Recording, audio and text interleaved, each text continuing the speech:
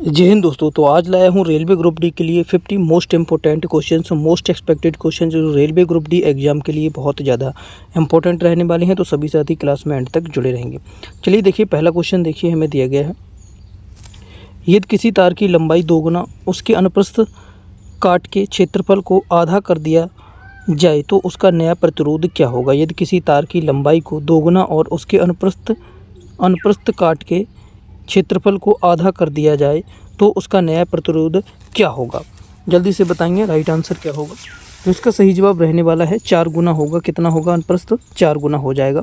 B बिल्कुल यहाँ पर सही जवाब होगा। अगला क्वेश्चन की ओर चलिए और बताइए क्वेश्चन नंबर 2 का राइट आंसर क्या होगा। प्रकाश संश्लेषण के दौरान कार्बन डाइऑक्साइड किस में अपचय होती है। प्रकाश संश्लेषण के दौरान कार्बन डाइऑक्साइड जो है किस में अपचयन होती है।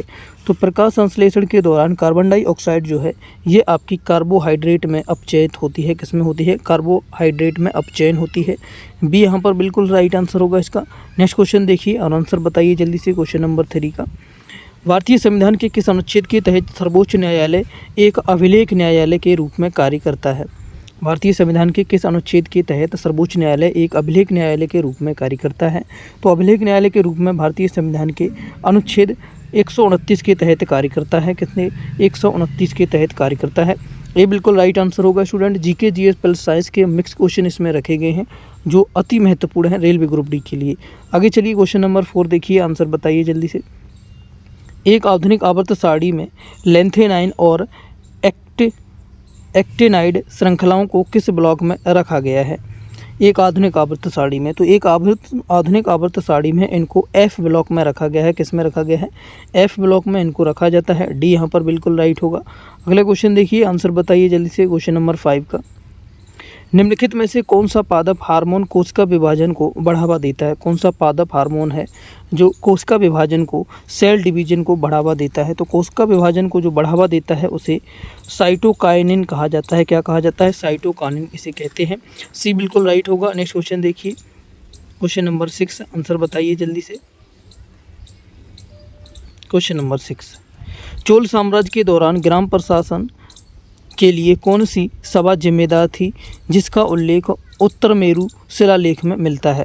कौन सी ग्राम सभा प्रशासन के लिए कौन सी सभा जिम्मेदार थी। तो इसके लिए जो सभा जिम्मेदार थी वह आपकी महासभा थी। कौन सी थी?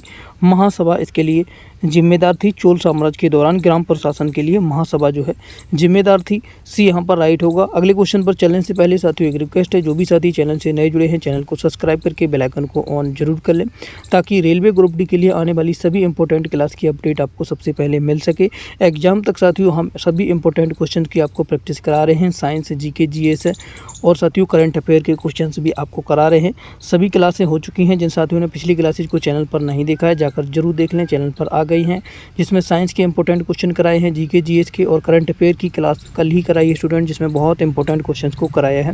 जाकर जरूर देखें। करंट अफेयर जहाँ से 80% फंसता है उसी बुक से कराया है साथियों, तो जाकर एक बार जरूर देखें। नेक्स्ट क्वेश्चन देखिए, इसी तरीके से क्वेश्चन नंबर 7 का आंसर बताएंगे। किस प्रकार की रासायनिक अभिक्रिया में ऊष्मा का अवशोषण होता है। किस प्रकार की रासायनिक अभिक्रिया में ऊष्मा का अवशोषण होता है। तो ऊष्मा का जो अवशोषण होता है वह साथियों किस प्रकार की अभिक्रिया में होता है? ऊष्मा शोषी अभिक्रिया में होता है। किस प्रकार की अभिक्रिया में होता है? ऊष्मा शोषी अभिक्रिया में होता है। बी राइट होगा। नेक्स्ट क्वेश्चन देखिए, क्वेश्चन नंबर 8 और आंसर बताइए जल्दी से। ध्वनि तरंगें एक माध्यम से दूसरे माध्यम में प्रवेश करती हैं तो उनकी भौतिक राशि अपरिवर्तित रहती है। ध्वनि तरंगें जब एक माध्यम से दूसरे माध्यम में प्रवेश करती हैं तो उनकी कौन सी भौतिक राशि जो है अपरिवर्तित रहती है, यानी कि परिवर्तन नहीं होता है। कौन सी भौतिक राशि अपरिवर्तित रहती है? तो वह उसकी आवृत्ति होती है। कौन सी भौतिक राशि होती है? आवृत्ति जो है अपरिवर्तित रहती है। सी राइट होगा। नेक्स्ट देखिए क्वेश्चन नंबर 9, माजुली द्वीप जो विश्व का सबसे बड़ा नदी द्वीप है किस नदी प्रणाली का हिस्सा है और किस राज्य में स्थित है। माजुली द्वीप किस नदी प्रणाली का हिस्सा है और कौन से द्वीप में यह स्थित है। तो माजुली द्वीप जो है स्टूडेंट ये आपका है ब्रह्मपुत्र और ये असम राज्य में स्थित है। ब्रह्मपुत्र नदी का हिस्सा है और असम राज्य में ये स्थित है। बी राइट होगा। अगला देखिए, 10 निम्नलिखित में से कौन सा एंजाइम वसा के पाचन में मुख्य भूमिका निभाता है? कौन सा एंजाइम है जो वसा के पाचन में मुख्य भूमिका निभाता है? तो मुख्य भूमिका जो निभाता है वो आपका लाइपेज होता है। क्या होता है? लाइपेज जो है वसा की एंजाइम में मुख्य भूमिका निभाता है। सी यहाँ पर बिल्कुल सही जवाब होगा। अगला क्वेश्चन देखिए, क्वेश्चन नंबर 11, आंसर बताइए इसका। यदि किसी लेंस की क्षमता +2D है तो उसकी फोकस दूरी लेंस की प्रकृति क्या होगी?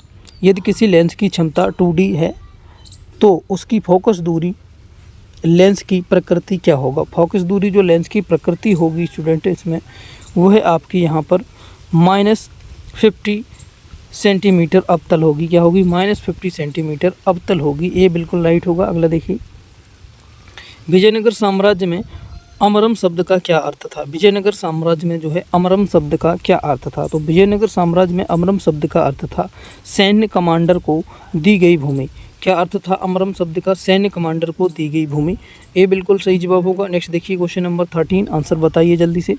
रक्त का थक्का जमने की प्रक्रिया में कौन सा विटामिन और खनिज क्रमशः महत्वपूर्ण है? रक्त का थक्का जमाने में कौन सी प्रक्रिया और विटामिन महत्वपूर्ण है? तो रक्त का थक्का जमने में विटामिन जो है विटामिन के और कैल्शियम जो है महत्वपूर्ण होते हैं। विटामिन के और कैल्शियम जो है रक्त का थक्का जमने में महत्वपूर्ण होते हैं।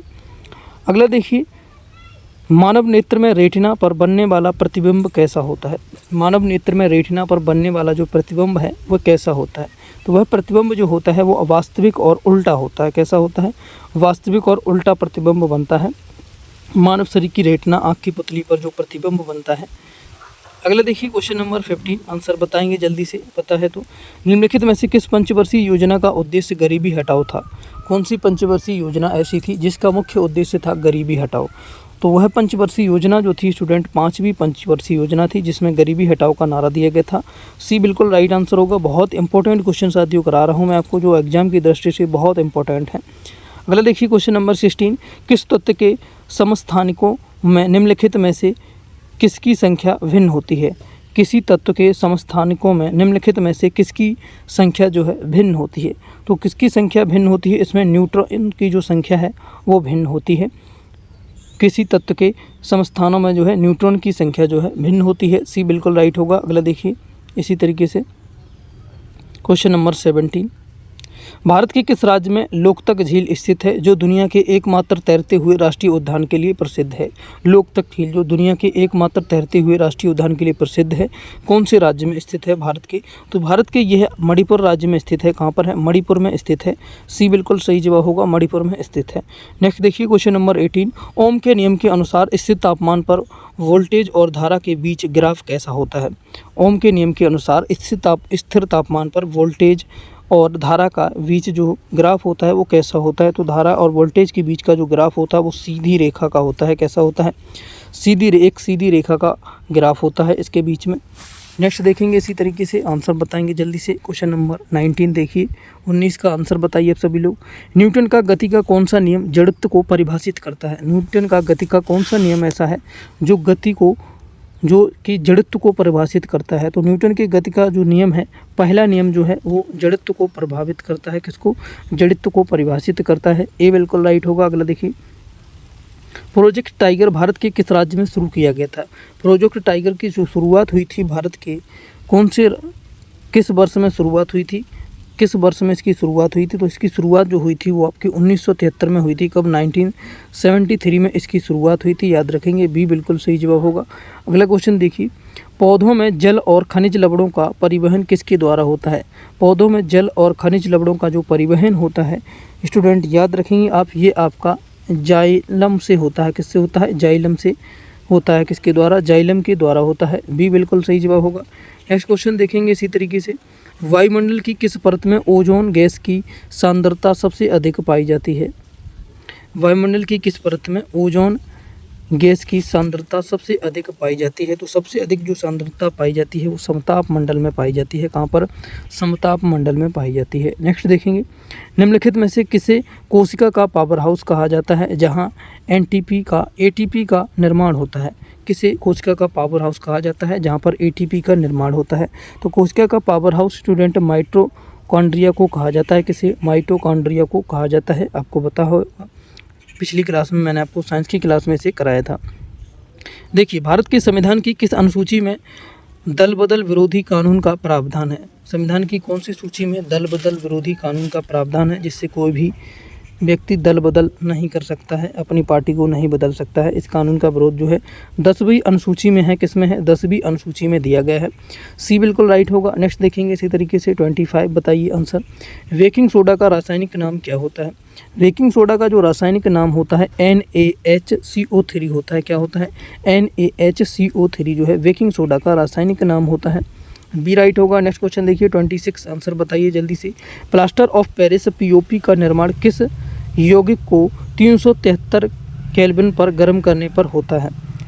किस यौगिक को 373 केल्विन पर गर्म करने पर होता है प्लास्टर ऑफ पेरिस का निर्माण? तो प्लास्टर ऑफ पेरिस का जो निर्माण होता है स्टूडेंट, वो आपका जिप्सम को 373 केल्विन पर गर्म करने पर ये इसका निर्माण होता है। किसको? जिप्सम को। ए बिल्कुल राइट होगा। अगला देखिए 27 का आंसर बताएंगे जल्दी से। सत्यमेव जयते शब्द किस उपनिषद से लिया गया है? कौन से उपनिषद से इसे लिया गया है? तो सत्यमेव जयते शब्द जो है ये आपका मुंडको उपनिषद से लिया गया है। कहाँ से? मुंडको उपनिषद से इसे लिया गया है। आगे का क्वेश्चन देखिए और ज़्यादा महत्वपूर्ण है। निम्नलिखित में से कौन सी ग्रंथि अंतःस्रावी और बहिःस्रावी दोनों के रूप में कार्य करती है? कौन सी ग्रंथि होती है? तो वह ग्रंथि जो होती है स्टूडेंट, वो आपकी अग्नाशय होती है। कौन सी ग्रंथि है? अग्नाशय ग्रंथि है। सी बिल्कुल राइट होगा। आगे चलने से पहले फिर से एक रिक्वेस्ट है, सभी साथी वीडियो को लाइक कर देंगे। जिन स्टूडेंटों ने अभी वीडियो को लाइक नहीं किया तो थम्स अप का बटन दबाकर लाइक जरूर करें और शेयर करें ज़्यादा से ज़्यादा। अगले का क्वेश्चन देखिए स्टूडेंट 29। एक गेंद को लंबवत ऊपर की ओर फेंका जाता है तो उच्चतम बिंदु पर उसका वेग और त्वरण क्या होगा?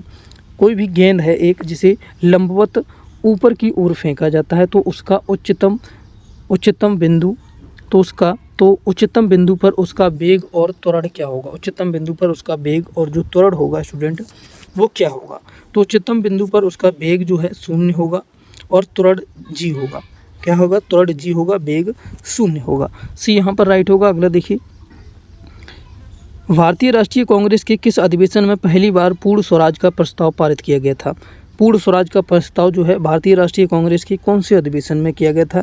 तो इसका जो पूर्ण स्वराज का जो अधिवेशन जो प्रस्ताव पारित हुआ था, ये स्टूडेंट 1929 लाहौर अधिवेशन में पारित हुआ था। कहाँ पर? 1929 लाहौर अधिवेशन में हुआ था। नेक्स्ट देखेंगे इसी तरीके से। निम्नलिखित में से कौन सी धातु कमरे के तापमान पर तरल अवस्था में पाई जाती है? कौन सी धातु है जो कमरे के तापमान पर तरल अवस्था में पाई जाती है?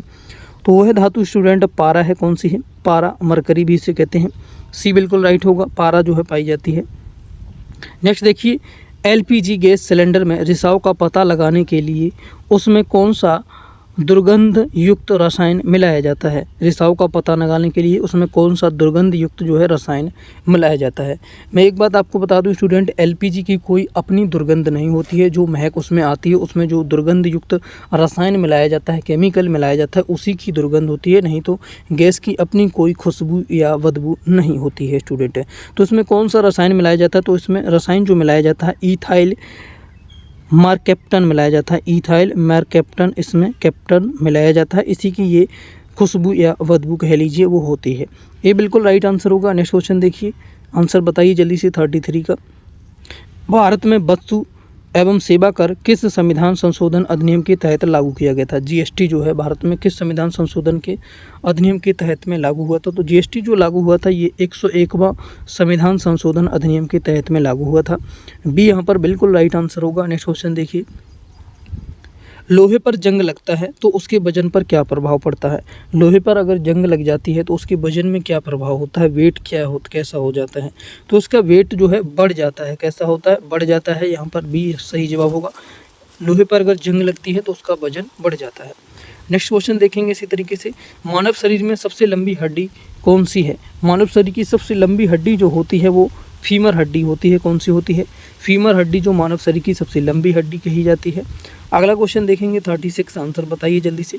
ग्रेट बैरियर रीफ जो दुनिया की सबसे बड़ी प्रवाल भित्ति प्रणाली है, किस देश के तट पर स्थित है? कौन से देश के तट पर स्थित है ये? तो यह स्टूडेंट स्थित है, ये आपकी ऑस्ट्रेलिया में स्थित है। कहाँ पर है? ऑस्ट्रेलिया में ये स्थित है। नेक्स्ट देखिए 37, विद्युत मोटर किस सिद्धांत पर कार्य करती है। विद्युत मोटर जो बिजली मोटर होती है वह कौन से सिद्धांत पर कार्य करती है। तो एक विद्युत मोटर जो होती है वो आपकी धारा चुंबकीय प्रभाव पर कार्य करती है। किस पर? धारा चुंबकीय प्रभाव पर यह कार्य करती है। नेक्स्ट देखेंगे इसी तरीके से, नीति आयोग का गठन कब किया गया था। नीति आयोग का गठन कब हुआ था? मोस्ट इंपॉर्टेंट है, 3 स्टार लगा लीजिए इस पर। नीति आयोग का जो गठन हुआ था स्टूडेंट, ये आपका 1 जनवरी 2015 में हुआ था। कब हुआ था? 1 जनवरी 2015। याद रखेंगे, क्वेश्चन एग्जाम में बन सकता है। नेक्स्ट देखेंगे 39, सामान्य मानव रक्त का पीएच मान लगभग कितना होता है। सामान्य मानव का जो रक्त का पीएच मान होता है वो आपका लगभग 7.4 होता है। कितना होता है? 7.4 जो है लगभग इसका पीएच मान होता है, सामान्य मानव का होता है, याद रखेंगे। नेक्स्ट क्वेश्चन देखिए, मोपल विद्रोह जो कि 1921 में हुआ था, भारत के किस क्षेत्र में हुआ था। मोपल विद्रोह 1921 में भारत के किस क्षेत्र में हुआ था। तो मोपल विद्रोह जो हुआ था ये भारत के मालाबार यानी केरल में हुआ था। कहाँ पर? मालाबार केरल क्षेत्र में हुआ था। बी यहाँ पर बिल्कुल सही जवाब बनेगा। अगला क्वेश्चन देखेंगे इसी तरीके से 41, आंसर बताइए फटाफट से। ध्वनि तीव्रता मापने की इकाई क्या है। ध्वनि की तीव्रता मापने की इकाई क्या होती है। इंटेंसिटी ऑफ साउंड मापने की इकाई जो होती है स्टूडेंट वो आप याद रखेंगे, डेसिबल होती है। क्या होती है? डेसिबल इसकी इकाई होती है ध्वनि तीव्रता मापने के लिए। नेक्स्ट देखेंगे, भारत के नियंत्रक एवं महालेखक परीक्षक कैग की नियुक्ति संविधान के किस अनुच्छेद के तहत की जाती है। कैग की जो नियुक्ति की जाती है स्टूडेंट, ये संविधान के अनुच्छेद 148 के तहत की जाती है। आर्टिकल 148 के तहत इसकी नियुक्ति जो है की जाती है। नेक्स्ट क्वेश्चन देखेंगे और आंसर बताएंगे जल्दी से 43 का। पौधे किस प्रक्रिया द्वारा अतिरिक्त जल को वाष्प के रूप में बाहर निकालते हैं। पौधे किस प्रक्रिया के द्वारा जो है अतिरिक्त जल जो उनके पास होता है उसे वाष्प के रूप में बाहर निकाल देते हैं, भाप के रूप में बाहर निकालते हैं। कौन सी प्रक्रिया के तहत निकालते हैं? इसे बाष्पोत्सर्जन प्रक्रिया के द्वारा ये निकालते हैं, बाष्पोत्सर्जन प्रक्रिया के द्वारा निकालते हैं। नेक्स्ट देखेंगे, ब्रिक्स समूह में दक्षिण अफ्रीका किस वर्ष शामिल हुआ था। ब्रिक्स समूह जो है इसमें दक्षिण अफ्रीका जो है कौन से वर्ष में शामिल हुआ था। तो इसमें दक्षिण अफ्रीका जो शामिल हुआ 2010 में हुआ था। कब हुआ था? 2010 में इसमें दक्षिण अफ्रीका जो है शामिल हुआ था। नेक्स्ट देखेंगे, निम्नलिखित में से कौन सा विटामिन जल में घुलनशील है। ऐसा कौन सा विटामिन है जो कि जल में घुलनशील है। तो जल में घुलनशील जो है विटामिन, इनमें से विटामिन सी जो है जल में घुलनशील है। कौन सा है? विटामिन सी जल में घुलनशील है। नेक्स्ट देखिए, सूर्य की ऊर्जा का मुख्य स्रोत क्या है। सूर्य ऊर्जा कहाँ से प्राप्त करता है, इसका मुख्य स्रोत क्या होता है। तो सूर्य की ऊर्जा का मुख्य स्रोत जो है नाभिकीय संलयन से ये ऊर्जा प्राप्त करता है। किससे? नाभिकीय संलयन इसका जो है मुख्य स्रोत होता है। नेक्स्ट देखेंगे जल्दी से, आंसर बताएंगे 47। रेहंद बांध परियोजना किस राज्य में स्थित है। बहुत इंपॉर्टेंट है। रेहंद बांध परियोजना जो है ये आपकी कौन से राज्य में स्थित है। यह आपकी स्थित है उत्तर प्रदेश राज्य में। कहाँ पर है स्टूडेंट? उत्तर प्रदेश में ये स्थित है, याद रखेंगे। बी बिल्कुल राइट होगा। नेक्स्ट देखेंगे, निम्नलिखित में से कौन सा रोग बैक्टीरिया के कारण होता है यानी जीवाणु के कारण होता है। कौन सा रोग ऐसा है? मलेरिया, डेंगू, टीबी या फिर खसरा। तो साथियों, जो जीवाणु के द्वारा, बैक्टीरिया के द्वारा रोग होता है स्टूडेंट वह आपका यहाँ पर टीबी है, जिसे तपेदिक भी कहा जाता है। टीबी रोग जो होता है ये आपका बैक्टीरिया यानी जीवाणु के द्वारा होता है। नेक्स्ट देखिए, असहयोग आंदोलन को किस घटना के बाद स्थगित कर दिया गया था। असहयोग आंदोलन जो था इसे कौन सी घटना के बाद में स्थगित कर दिया गया था। तो असहयोग आंदोलन को चौरी चौरा कांड के बाद इसे स्थगित कर दिया गया था। सी बिल्कुल सही जवाब होगा, चौरी चौरा कांड के बाद इसको स्थगित कर दिया गया था। नेक्स्ट क्वेश्चन और देखिए साथियों, और लास्ट क्वेश्चन है आज के सेशन का। आवर्त सारणी में किसी समूह के में ऊपर से नीचे जाने पर परमाणु के आकार पर क्या प्रभाव पड़ता है। आवर्त सारणी में किसी समूह में ऊपर से नीचे जाने पर परमाणु के आकार में क्या प्रभाव पड़ता है। इस क्वेश्चन का आंसर आप लोग कमेंट करके ज़रूर बताना। HW का क्वेश्चन ये आपके लिए दिया जा रहा है होमवर्क के लिए, और कमेंट करके बताना आज के 50 क्वेश्चन में से आपका स्कोर क्या रहा है, कितना स्कोर आपने कर पाया, कितने क्वेश्चन सही किए हैं। ईमानदारी से कमेंट करके ज़रूर बताना। क्लास कैसी लगी, अच्छी लगी तो ज़्यादा से ज़्यादा लाइक करें और शेयर करें अपने सभी दोस्तों के साथ। स्टूडेंट, इसका बिल्कुल फ्री PDF हमारे टेलीग्राम चैनल पर आपको मिल जाएगा, जिसका लिंक वीडियो के डिस्क्रिप्शन में दिया गया है। अगर आपने ज्वाइन नहीं किया तो जाकर ज्वाइन करें, और डिस्क्रिप्शन में हमारे फेसबुक पेज का भी लिंक मिलेगा, उसको भी हमें फॉलो ज़रूर करें। वहाँ से भी आपको इंपॉर्टेंट अपडेट्स मिलती रहती हैं साथियों। और हमने साथियों साइंस की इंपॉर्टेंट क्लास भी कराई हैं, जिन भी साथियों ने नहीं देखी जाकर जरूर देखें। प्लेलिस्ट मिलेगी रेलवे ग्रुप डी के नाम से चैनल पर आपको, जहां पर सभी इंपॉर्टेंट क्लासेज की जानकारी आपको मिल जाएगी। करंट अफेयर की क्लास भी कल ही कराई थी स्टूडेंट, वहां पर जाकर ज़रूर चेकआउट करें और देखें। अगर कोई बुक बाई करना चाहते हैं तो कुछ बुक्स का लिंक जो सजेशन में आपको मिलेगा, वहाँ से जाकर आप बाई कर सकते हैं। मिलते हैं अगली क्लास में, तब तक के लिए थैंक यू। जय हिंद स्टूडेंट। हम डेली क्लास चला रहे हैं, तो साथियों सभी साथी चैनल को सब्सक्राइब जरूर कर लें। रोज़ आपको क्लास कराई जाएगी, जब तक आपका एग्ज़ाम चलेगा तब तक स्टूडेंट आपको डेली क्लास यहाँ पर कराई जाएगी। अगर आप किसी और एग्ज़ाम की तैयारी कर रहे हैं और हिंदी की तैयारी करना चाहते हैं तो साथियों हमारा दूसरा चैनल है फ्यूचर एग्ज़ाम्स के नाम से, जिसका लिंक इसी चैनल के साथ में आपको मिलेगा, उसको भी सब्सक्राइब कर लें। वहाँ पर हम काफ़ी इंपॉर्टेंट तरीके से करा रहे हैं स्टूडेंट, हिंदी की तैयारी वहाँ पर ज़बरदस्त तरीके से कराई जा रही है। तो मिलते हैं नेक्स्ट क्लास में, तब तक के लिए थैंक यू। जय हिंद।